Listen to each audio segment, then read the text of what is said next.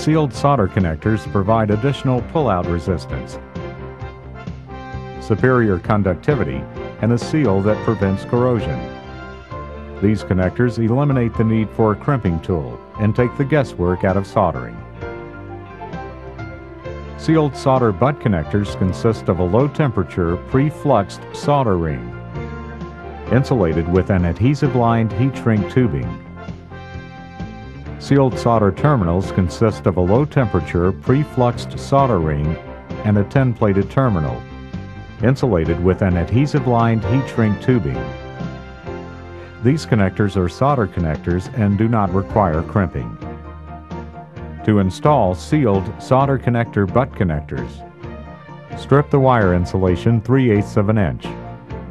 Select the proper sized connector.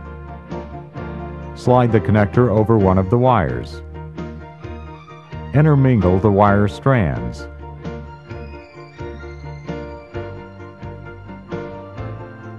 Center the soldering ring over the intermingled wire strands.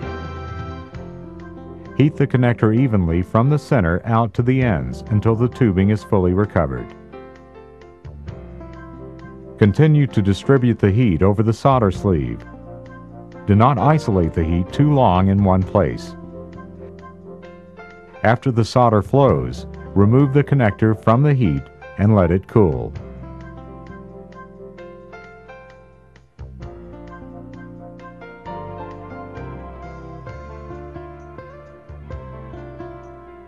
To install sealed solder connector terminals, strip the wire insulation 3/8 of an inch.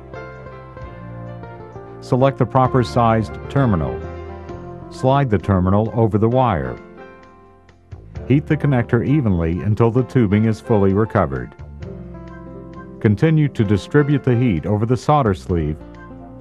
Do not isolate the heat too long in one place. After the solder flows, remove the terminal from the heat, make sure the end is sealed, and let it cool.